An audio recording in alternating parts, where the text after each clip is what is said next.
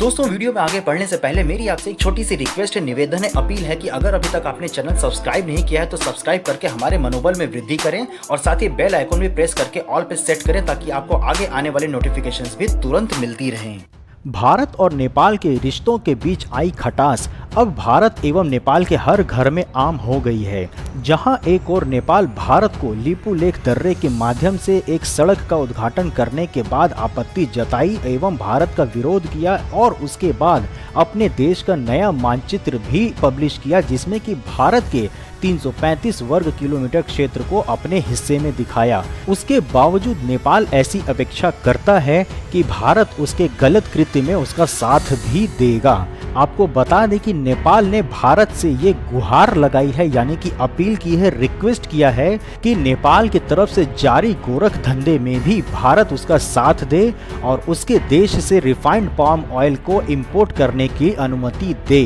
गौरतलब है कि नरेंद्र मोदी की सरकार इसी महीने की 11 तारीख को यानी कि 11 मई को नेपाल से आने वाले 2,93,000 lakh ton refined palm oil के इंपोर्ट्स के लाइसेंस कैंसिल कर दिए थे और यही कारण से नेपाल अपने घुटनों पर आ पड़ा है। बता दें कि भारत ने इस आयात के परमिट को रद्द इसलिए किया था क्योंकि नेपाल उस तेल का यानी कि पाम ऑयल का प्रोडक्शन नहीं करता है और कुछ भारतीय आयातकों यानी कि इंपोर्टर्स ने दक्षिण एशियाई मुक्त व्यापार समझौते यानी कि साफ्टा के अनुचित लाभ उठाते हुए इस वस्तु की शुल्क मुक्त होने के कारण नेपाल के माध्यम से इंपोर्ट कर रहे थे। बता दें कि साफ्टा के अंतर्गत उत्पत्ति के नियमों के तहत एक उत्पाद जो निर्यात के देश से उत्पन्न करना होता है वो जरूरी होता है, यानी कि जो तेल या फिर प्रोडक्ट आप एक्सपोर्ट करना चाहते हैं साफ्टा के अंतर्गत वो प्रोडक्ट आपके देश में ही प्रोड्यूस होना चाहिए।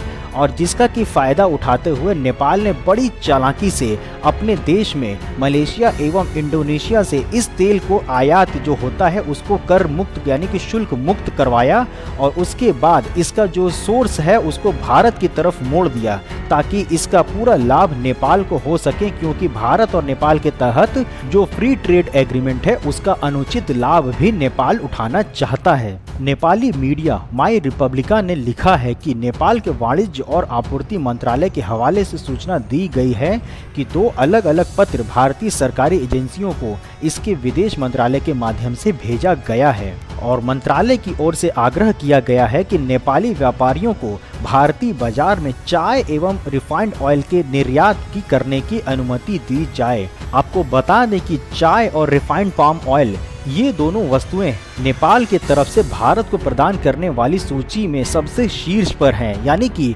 नेपाल चाय और रिफाइंड पाम ऑयल की एक्सपोर्ट जो करता है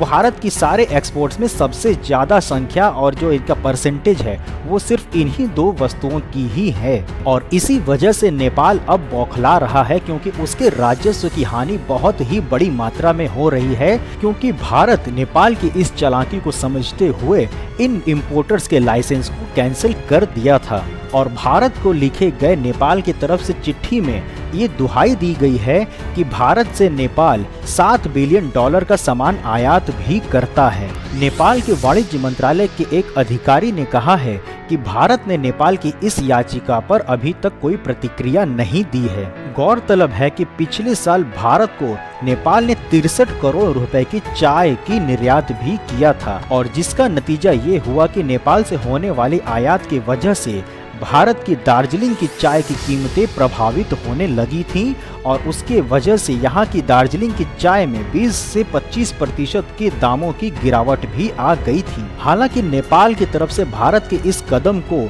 गलत तरीके से और नजरिए से देखा जा रहा है, क्योंकि भारत ने नेपाल के साथ साथ बांग्लादेश से भी इंपोर्ट होने वाले रिफाइंड पाम ऑयल्स के लाइसेंस को रद्द किया था। गौरतलब है कि FTA के अंतर्गत आने वाले जैसे कि रिफाइंड पाम ऑयल, मसाले एवं टायर की जो इंपोर्ट्स हो रही हैं उसके वजह से भारतीय घरेलू क्षेत्र के जो निर्माता हैं, खाद्य तेल रिफाइनर, मसाला निर्माता एवं टायर निर्माता, वो बहुत ही बुरी तरह से प्रभावित हुए हैं। पिछले काफी समय से FTA यानी कि मुक्त व्यापार समझौते के इस नियम का उल्लंघन और शातिराना अंदाज में उपयोग और प्रयोग किया जा रहा था नेपाल एवं बांग्लादेश के कुछ व्यापारियों के द्वारा, जिसके के तहत भारत ने अपनी आंखों को खोलते हुए और भारतीय निर्माताओं एवं क्षेत्रीय घरेलू उद्योगों को सहायता और सहूलियत देने की नीयत से भारत ने देर से ही सही लेकिन एक उचित कदम उठाया है, जिससे कि भारतीय उद्योगों को बहुत ही फायदा और लाभ होगा। और अब बात करते हैं आज के इस खबर के विश्लेषण की, यानी कि न्यूज़ एंड इट्स एनालिसिस।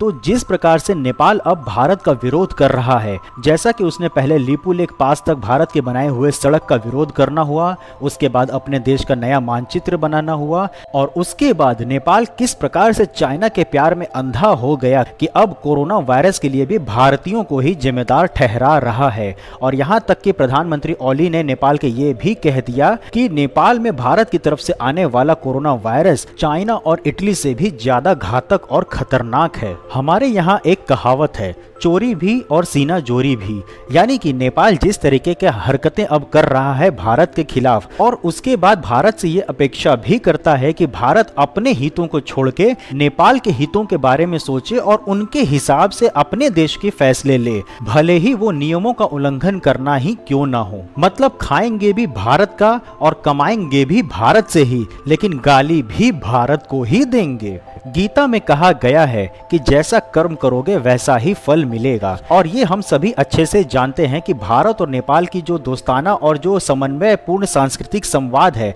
ये हजारों वर्ष पुराना है। उसके बावजूद चाइना के वेश में और वश में आकर नेपाल जिस तरीके से भारत का विरोध और कटाक्ष कर रहा है, अब ये उसका परिणाम ही है कि भारत के आगे उसे अपनी झोली फैलानी पड़ रही है और मदद की गुहार एवं भीख मांगनी भी पड़ रही है। दोस्तों, वीडियो में दी गई जानकारी एवं सूचनाएं आपको पसंद आई हो या फिर आपके उपयोग में लगी हो तो चैनल को सब्सक्राइब करना मत भूलिएगा। साथ ही इस चैनल के वीडियो को लाइक करना भी मत भूलिएगा, और साथ ही अपने सूचनाओं को जो अभी आपने पाया है वो अपने अन्य दोस्तों के साथ साझा करने लायक लगे तो ज़रूर शेयर करिएगा। फिर मिलेंगे नेक्स्ट वीडियो में, तब तक के लिए जय हिंद।